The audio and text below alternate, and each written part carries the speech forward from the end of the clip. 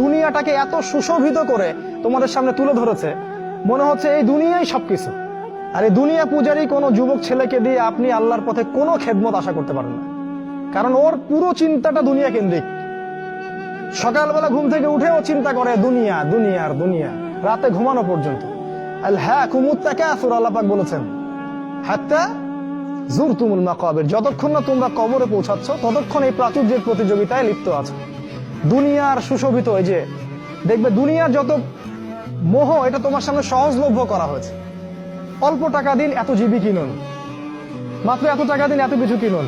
Phone করছে মেয়ে, আপনার সাথে রিসিভ করছে, মানে নারী, এই যে অনলাইন, এই যে ইন্টারনেট, পর্নোগ্রাফি, ব্লু ফিল্ম, হারাম অ্যাফেয়ার্স, এই যে বয়ফ্রেন্ড গার্লফ্রেন্ড, এগুলোকে আপনার সামনে এত সহজলভ্য করে দিয়েছে যে একটা যুবক ছেলে চাইলেই জেনা করতে পারে।